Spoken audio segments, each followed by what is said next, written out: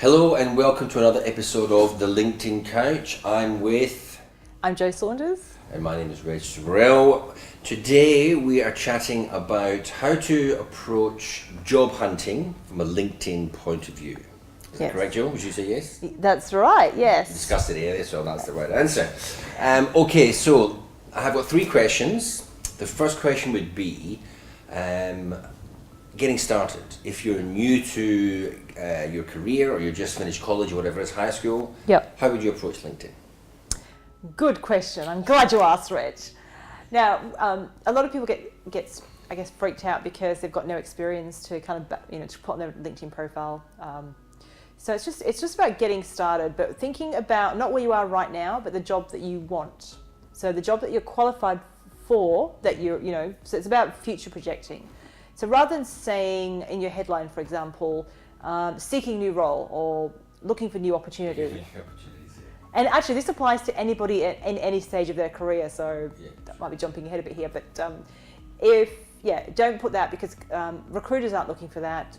People who are employing you are not looking for that, and it doesn't say what you actually do, so it's all about context. So what can you put in its place then? Because you have to have something, don't you? Well, you don't have to, but you should. It's like, so the headline is like the most important piece of text on your LinkedIn profile, other than your name.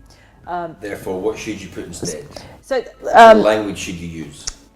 Well, it's the job that you are, like I said, you're qualified for. So put in the area of expertise, because it's all about being found for the right words, keywords and phrases. So if the role is maybe IT project manager, put in graduate IT project manager, looking to get started in the blah blah blah industry. So you can say where you are, but start with what it is you actually do, not where you are.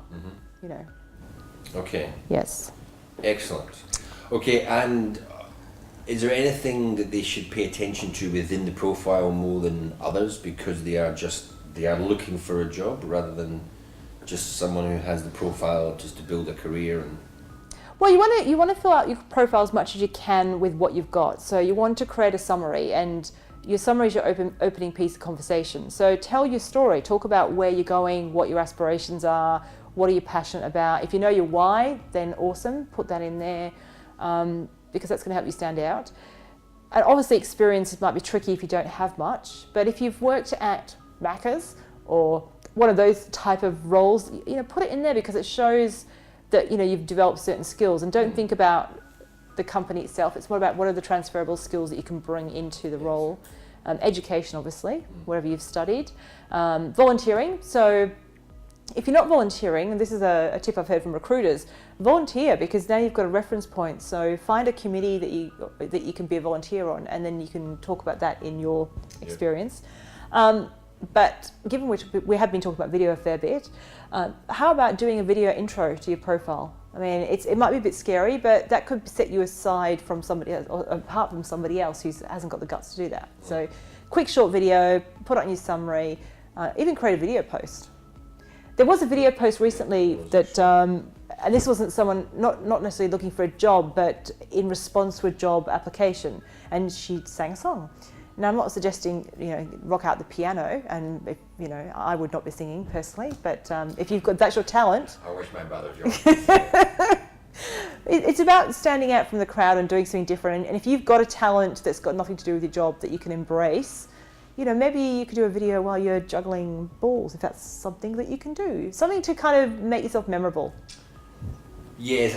And relatable. And relatable. The following discussion that video sort of evoked was context within is very important. And, even though she seemed to be a talented pianist and songwriter or singer, was that really relevant to her job that she was applying for? So I guess context is very important. Unless it's creative thinking or courage or having the guts or courage to do something different. So that's right. It comes down to it, because the bottom line is people are either going to like it or they're not. That's right. So you've got to judge what works for you and within your industry. What's socially acceptable. Nudity, do without the nudity trick. Yeah, anything that's a bit way out there. Yeah, you've got to think about the audience. How conservative they are, and how does it fit your brand? So it's got to fit your brand more importantly. Yeah, and I've got just a quick question. keywords and SEO within LinkedIn. What can people who want to be found for certain terms, what do they need to do?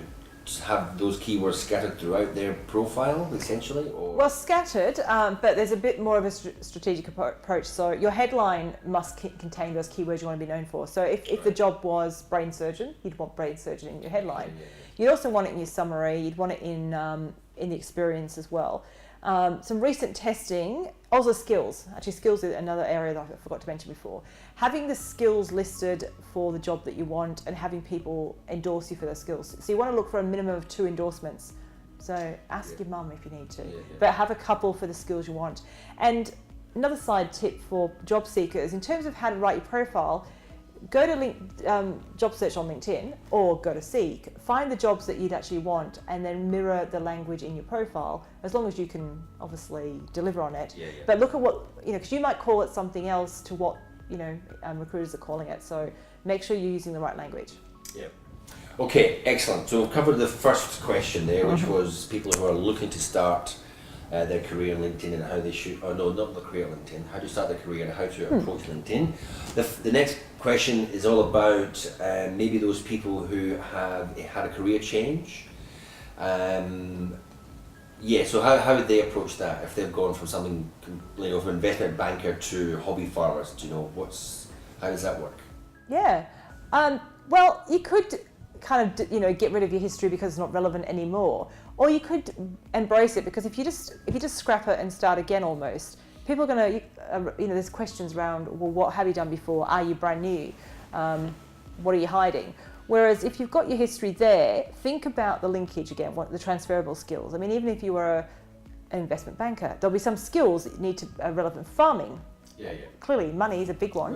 Money's important. So think about the skills that you can bring in, and it might be around communication, relationship building, trust, all those sorts of things.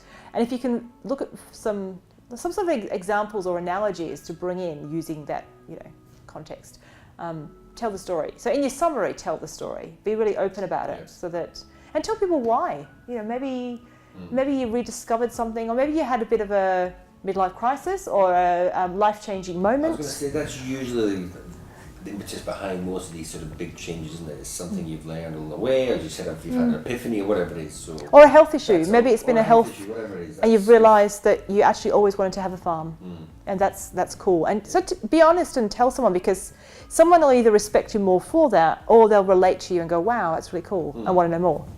Excellent. Okay, so that's for people who have had a career change, as we mentioned before. So we've covered 2 so far: job starters, people who have a career change. What about career gaps? You mean like imprisonment in jail? Maybe it's time in the big house.